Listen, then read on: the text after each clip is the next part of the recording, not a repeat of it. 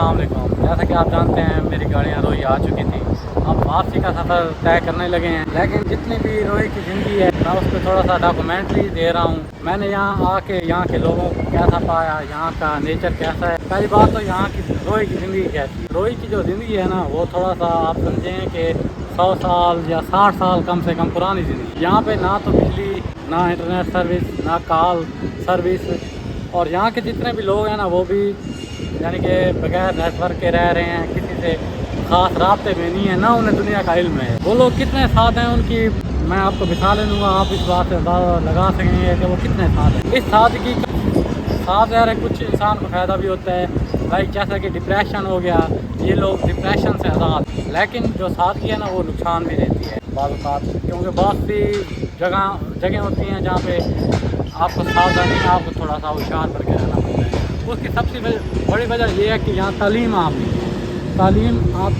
आप ये देखें, अगर किसी भी काम को आपने ख़त्म करना हो तो उनसे आप उनकी तालीम छीन लें। इन लोगों के पास तालीम नहीं है, जिसकी वजह से ये लोग बहुत ही पीछे हैं। एक तो यहाँ तालीम आम होनी चाहिए। इन लोगों के भी राइट्स हैं कि ये जैसे दूसरे पाकिस्तानी इंडिविजुअल हैं ये भी वैसे हैं।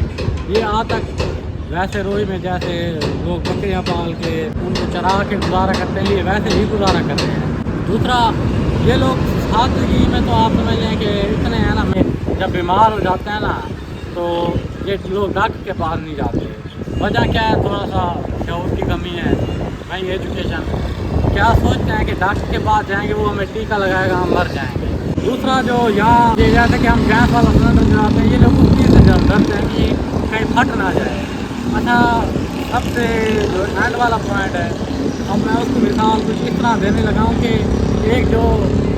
एक जो मतलब कि इनके पास एक बंदा है, उसने कहा है जी मैं 11वीं वाले पीर का पोता हूँ, मुझे ख्वाब आया है कि आप लोगों पर तंगदस्ती और मुसीबत आने वाली है, इसलिए आप 11वें वाले पीर के सदके मुझे एक बकरा दे दें। इन्होंने चुप करके उसको बकरा दे दिया है जी, ये तो 11वीं वाला पीर है। अब इन लोगों को ये नहीं पता कि वो 1100 साल पहले जिंदा था वो पीर, और वो उस पीर ने बताया कि मैं उस शरीफ से आया हूँ, वो उस शरीफ से नहीं, वो बगदाद से थे। तो इन लोगों को सिर्फ क्या है कि इनको पता नहीं है, मानते तो हैं लेकिन इनको इन चीज़ों का पता नहीं है। इनको ये भी बताया ना, वो पीर वाला जो मुझे ने कहा था कि इस पीर के पास नहीं जाना आपने, यहाँ पर पीर थे, अगर जाना है तो आपने सलाम करना है पहले, उसके बाद आपने काम शुरू करना है। हाँ, तो ऐसे कभी इस तरह के साथ आप ना जाएं, यानी कि डरते हैं। जो चीज़ें इनके जहन में समा गई हैं वो समा गई हैं। अच्छा, अब वो मिसाल मेरी अधूरी रह गई है कि इन्होंने उसको एक बकरा निकाल के दे दिया। अब भाई कोई 1100 साल पहले जो पीर साहब थे, 11वीं वाले पीर, वो बगदाद के थे, उस शरीफ के थे नहीं, तो वो बेशक इन्होंने दे दिया। इनका जो यकीन था, इन्होंने तो उस यकीन पे दे दिया कि शायद ये सच है। वो जो लूट गया है उसको भी इस बात की सज़ा मिलेगी, वो भी अंजाम ज़रूर भुगतेगा। लेकिन इन लोगों की सादगी की मिसाल इतनी सी है।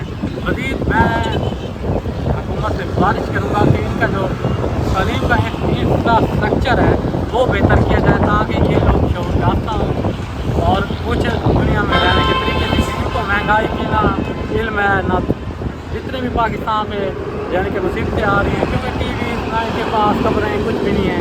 ये एक किस्म की दुनिया से नावाकिफ लोग हैं, तो इन चीज़ों को बेहतर करने की ज़रूरत है। खिदमत करने के लिहाज से ये बहुत अच्छे हैं, आपकी खूब खिदमत करेंगे, आप जाएंगे। हाँ, ये है कि थोड़ा सा दीनी तालीम की भी इनको कमी है, जैसा कि नमाज वगैरह इन लोगों में ना होने के बराबर है। कोई एक आध शख्स पढ़े तो पढ़े, वरना ये नमाज गायब नहीं है। लेकिन नमाज तो हमारा दीनी यानी कि पहला ही लेसन है जो हमें तय करना होता है, नमाज लाजमी।